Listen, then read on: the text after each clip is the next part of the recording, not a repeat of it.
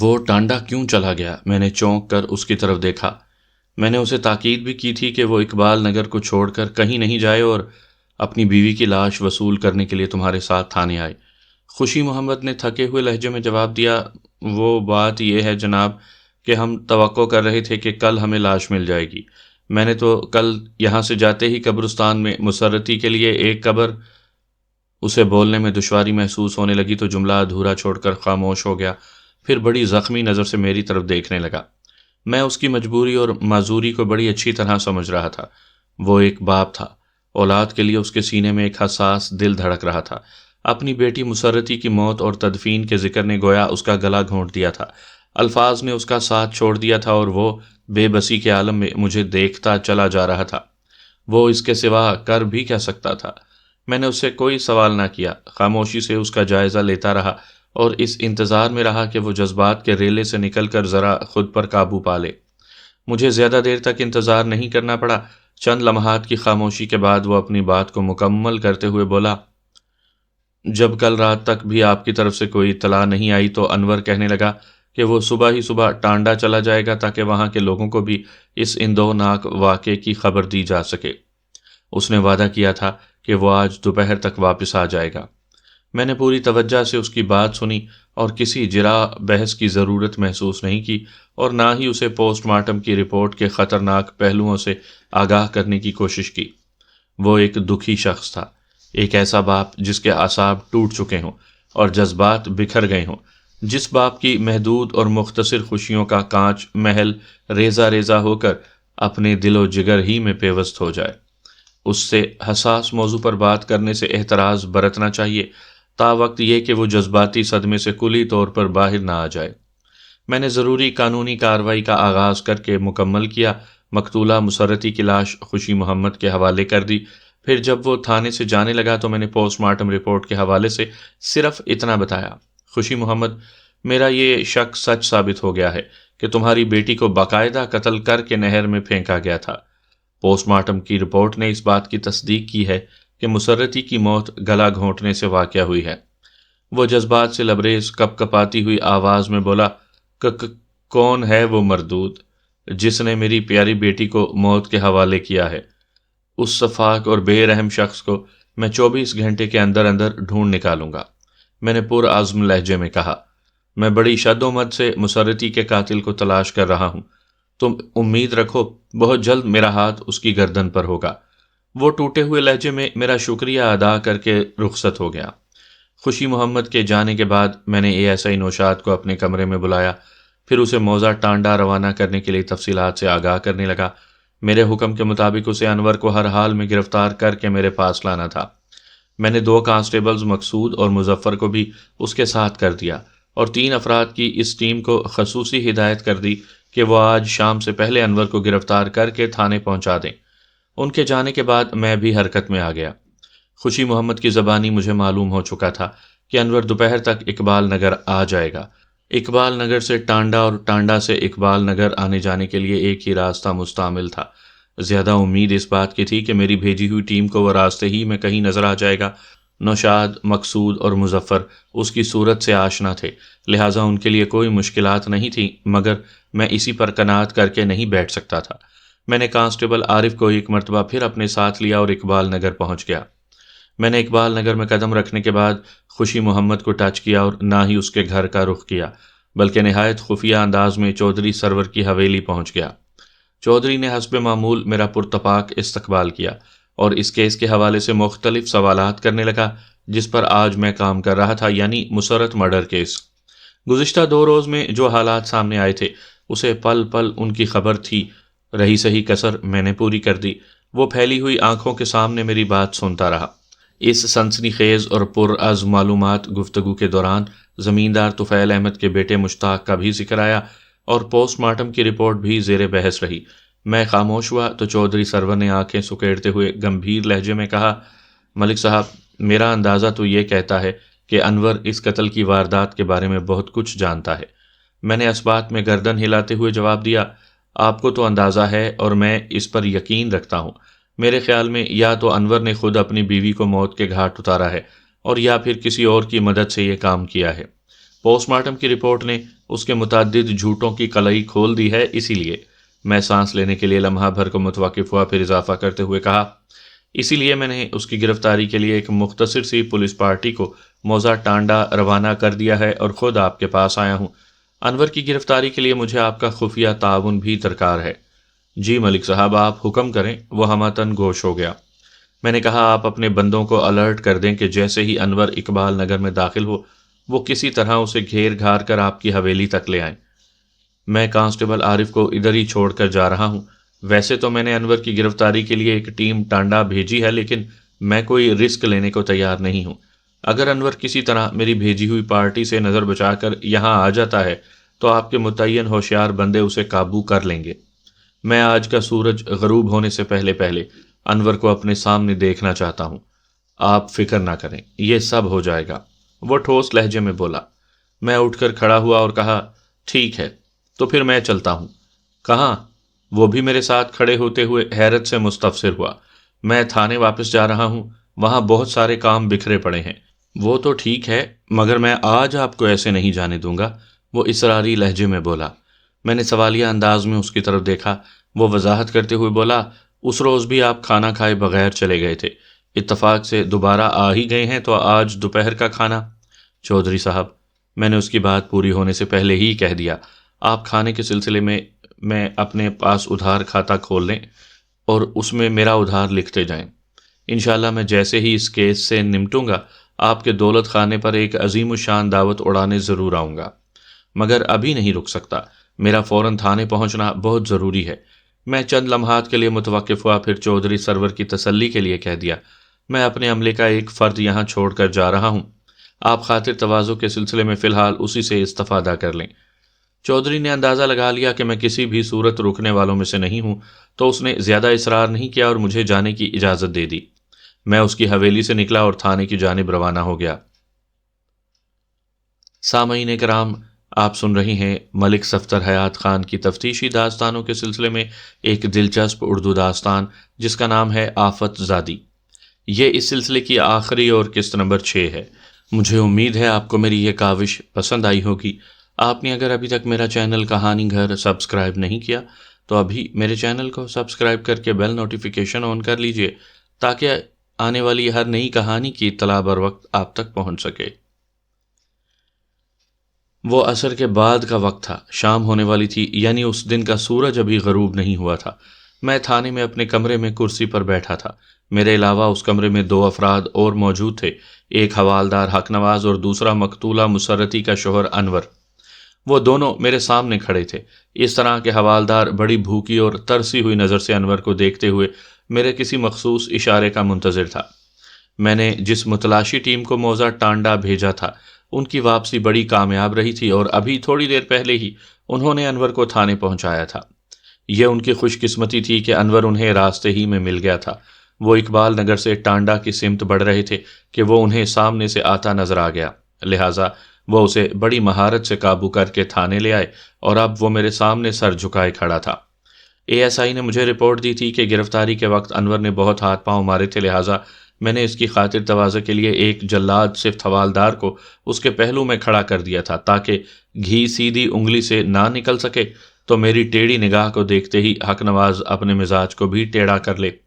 میں نے کھنکار کر گلا صاف کیا اور تیز نظر سے گھورتے ہوئے انور سے پوچھا، تم شرافت سے اپنے جرم کا اقرار کرتے ہو یا میں کوئی دوسرا طریقہ اختیار کروں؟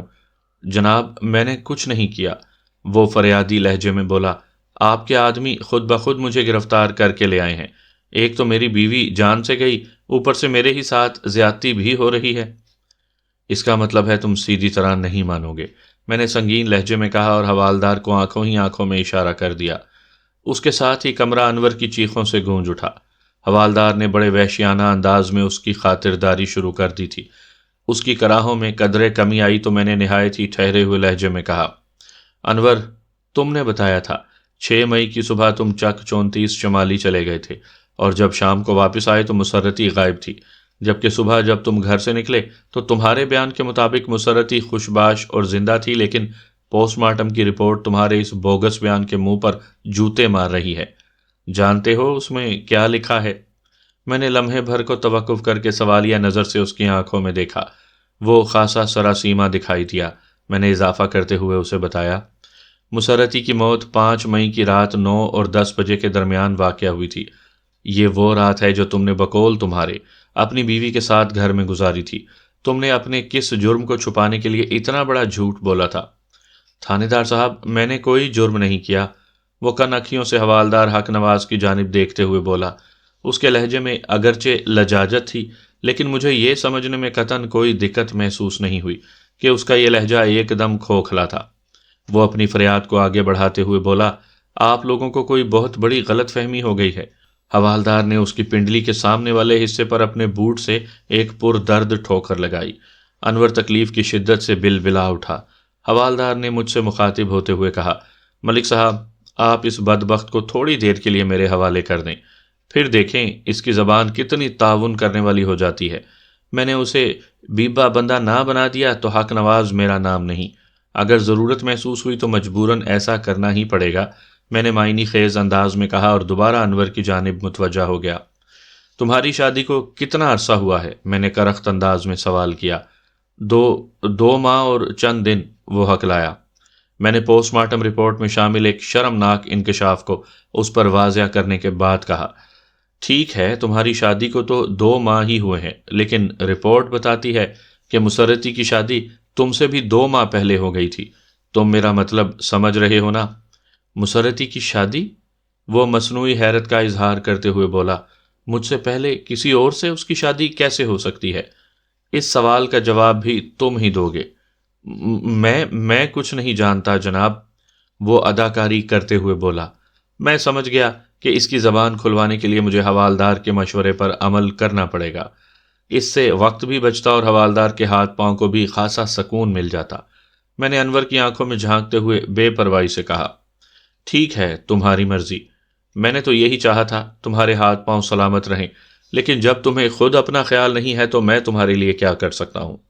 بات ختم کرتے ہی میں نے حوالدار کی خواہش پوری کرنے کے لیے اسے مخصوص اشارہ کر دیا۔ حق نواز کا چہرہ خوشی سے دمک اٹھا۔ اس نے بڑے ماہرانہ انداز میں اپنے تجربے کا استعمال کرتے ہوئے انور کے کالر میں ہاتھ ڈالا اور پھر میرے دیکھتے ہی دیکھتے وہ اسے کسی لاوارث جانور کی مانند گھسیٹتے دھکیلتے ہوئے میرے کمرے سے باہر لے گیا۔ مجھے یقین تھا اس کی منزل ٹرائل روم کے سوا اور کہیں نہیں تھی۔ اگلے ہی لمحے مجھے اس سمت سے کراہنے اور بلبلانے کی آوازیں آنے لگیں۔ میں سمجھ گیا کہ حق نواز نے ٹرائل روم کا حق ادا کرتے ہوئے ٹرائی شروع کر دی تھی۔ میں کرسی سے اٹھا اور مغرب کی نماز ادا کرنے کے لیے اپنے کوارٹر کی جانب بڑھ گیا۔ نماز سے فارغ ہونے کے بعد میں نے بڑے اطمینان سے رات کا کھانا کھایا اور ٹہلتے ہوئے دوبارہ اپنے کمرے میں آ گیا۔ مجھے امید تھی اس دوران حق نواز نے انور کو خاطرداری کے ناقابل فراموش آداب سے نواز دیا ہوگا۔ میری یہ امید پوری ہو گئی۔ میں جیسے ہی اپنی کرسی پر بیٹھا، حوالدار کسی چراغی جن کے مانند میرے سامنے حاضر ہو گیا۔ ملک صاحب، یہ انور تو بڑا ہی بزدل اور کمزور بندہ ثابت ہوا ہے۔ میں حوالدار کی بات سن کر فوراً سمجھ گیا کہ اس نے محدود تفتیش کے استعمال سے انور کو بولنے کے لیے آمادہ کر لیا تھا۔ رواداری میں نے اس سے پوچھ لیا، کیوں، کیا ہو گیا؟ ہونا کیا تھا جناب، وہ سادگی سے بولا۔ میں تو سمجھ رہا تھا وہ آسانی سے زبان نہیں کھولے گا، مگر یوں لگا جیسے وہ ٹرائل روم میں پہنچنے ہی کا انتظار کر رہا تھا۔ میں نے 2-3 سادہ اور آسان فارمولے آزمائے تو اس نے مجھے آزمائش میں ڈالے بغیر شرافت کا ثبوت دیتے ہوئے اقبال جرم کرنے کا اعلان کر دیا۔ انور نے اپنی بیوی کو قتل کرنے کا اقرار کر لیا ہے ملک صاحب۔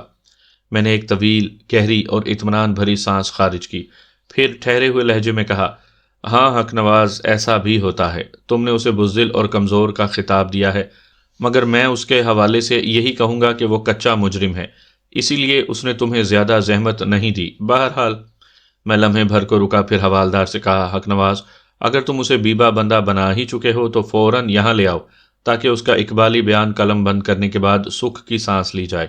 حوالدار کشاں کشاں میرے کمرے سے نکلا اور تھوڑی دیر کے بعد ہی وہ انور کو اپنے ساتھ لے کر میرے پاس آ گیا۔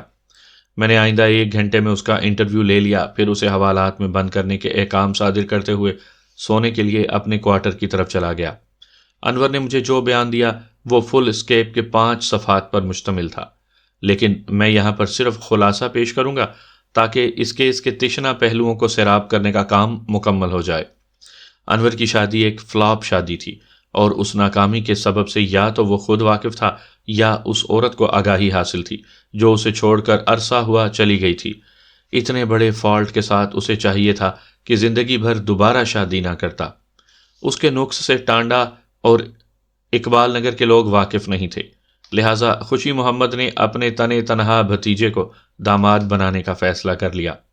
خوشی محمد بیچارہ تو اس کی نااہلیت سے بے خبر تھا، مگر انور نے بھی حماقت کا ثبوت دیا۔ اسے چاہیے تو یہی تھا کہ اب زندگی بھر کبھی شادی کا نام نہ لیتا، لیکن مسرتی جیسے بھرے بھرے بدن کی مالک گوری چٹی بوب لڑکی کو دیکھ کر اس کی نیت پھسل گئی اور اس نے اپنی عاقبت خراب کرنے کا فیصلہ کر لیا۔ 2 ماہ خیر و عافیت سے گزر گئے، لیکن چند روز پہلے جب مسرتی اپنی میکے میں رہنے کے بعد دوبارہ موزہ ٹانڈا پہنچی تو ایک قیامت برپا ہو گئی۔ ایک رات مسرتی نے انور کو یہ خوشخبری سنائی کہ وہ باپ بننے والا ہے۔ یہ الفاظ زہر بن کر انور کی سماعت میں سرایت کر گئے۔ وہ بخوبی جانتا تھا کہ وہ کس قابل ہے اور کس لائق نہیں۔ اسے یہ بھی علم تھا کہ اقبال نگر والے مشتاق کو مسرتی میں دلچسپی رہی تھی۔ اس کے ذہن نے احمقانہ انداز میں سوچتے ہوئے آنن فانن اس کہانی کے ڈانڈے یہاں سے وہاں تک ملا ڈالے۔ اب اس کے لیے سب سے بڑی مصیبت یہ تھی کہ وہ کھلم کھلا مسرتی کی اس لغزش پر شور نہیں مچا سکتا تھا۔ بیوی کو مورود الزام ٹھہرانے کے لیے اسے اپنی نااہلی کا پردہ چاک کرنا پڑتا، اور یہ اسے کسی بھی طور منظور نہیں تھا۔ وہ نام نہاد مردانگی پر لگنے والی ٹھیس کو برداشت نہیں کر سکتا تھا۔ سچ کا زہر بڑا ہی کڑوا اور اذیت دینے والا ہوتا ہے۔ وہ 1-2 روز تک یہ اذیت سہتا رہا۔ بالآخر اس نے مسرتی کی زندگی کا چراغ گل کرنے کا فیصلہ کر لیا۔ وہ اچانک بے حد جذباتی ہو گیا تھا۔ ذہن میں گھومنے والے زہریلے خیالات اور سوالات نے اسے بے اندازہ مشتعل کر دیا تھا۔ وہ اتنا جوشیلا ہو گیا کہ اپنے ہوش کھو بیٹھا، اور وقوعہ کی رات اس نے سوتے میں مسرتی کا گلا گھونٹ کر اسے فنا کے گھاٹ اتار دیا۔ دنیا میں ایسا کوئی مسئلہ نہیں جس کو حل نہ کیا جا سکتا ہو، مگر انور اپنی خامی کے ہاتھوں ایسا مجبور ہو گیا تھا کہ حل کرنے کے بجائے اس نے مسئلے ہی کو ختم کر ڈالا۔ خود کو اس واقعے سے لا تعلق اور لا علم ظاہر کرنے کے لیے اس نے چک 34 شمالی کا دورہ بھی کر ڈالا تھا۔ اس کے وہم و گمان میں بھی نہیں تھا کہ وہ یوں قانون کے شکنجے میں جکڑا جائے گا۔ پوسٹ مارٹم کی رپورٹ نے اس کا سارا کچا چٹھا کھول کر رکھ دیا تھا۔ دوسروں کے عیب پر پردہ ڈالنے اور ان کی خطائیں معاف کرنے کی تاکید اس لیے کی گئی ہے تاکہ ایک صحت مند معاشرے کو تشکیل دیا جا سکے۔ اگر انور غصے اور اشتعال میں آ کر کوئی سنگین قدم اٹھانے کے بجائے مسرتی کو معاف کر کے خاموشی اختیار کر لیتا تو اللہ تعالیٰ بھی اس پر پردہ رکھ لیتا۔ اس کی جذباتی حماقت نے سب کچھ تباہ کر ڈالا۔ انور نے مسرتی اور مشتاق کو قصوروار سمجھتے ہوئے ایک قیامت خیز فیصلہ کر ڈالا تھا، لیکن میری بات کی تحقیق سے پتہ چلا کہ اس معاملے میں مشتاق کا کوئی دوش نہیں تھا۔ مسرتی نے کس کے تعاون سے وہ خطا کی تھی، اس شخص تک رسائی حاصل کرنے کے باوجود بھی میں اس کا نام ظاہر نہیں کروں گا۔ وہ آفت زادی تو اپنی جان سے ہاتھ دھو بیٹھی تھی، اور اس کی موت کے ساتھ ہی بہت سارے راز بھی زیر زمین چلے گئے تھے۔ میں کون ہوتا تھا کسی کے راز سے پردہ اٹھانے والا، جبکہ اب اس کا کوئی فائدہ بھی نہیں تھا۔